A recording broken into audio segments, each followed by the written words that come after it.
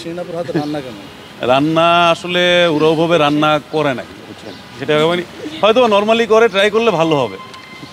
আমি আসলে সত্যি কথা বলতে আমি ওইভাবে রান্না বান্না করতে পারি না।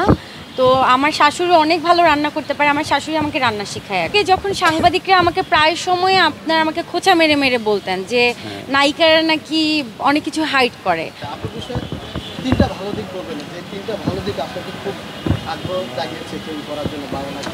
ভালো দিক বলতে গেলে ওর তো ভালো দিক তিনটাতে শেষ করা যাবে না, অনেকগুলো ভালো দিক।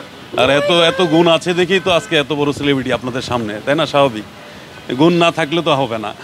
আর ভালো দিক আসলে তিনটা ওভাবে মেনশন করতে যাচ্ছি না, ও ভালো, এটা হলো মেন জিনিস। শিরিনাপুর হাতে রান্না কেমন?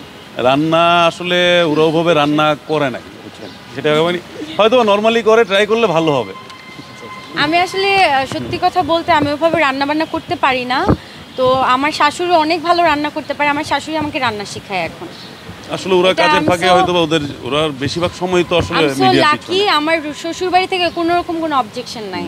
মানে ওরা এত সুন্দর করে আমাকে মানিয়ে নিয়েছে, আমার শাশুড়ি এত ভালো, আমার শ্বশুর এত ভালো, মানে তাদের কোনো অবজেকশন নাই আমাকে নিয়ে।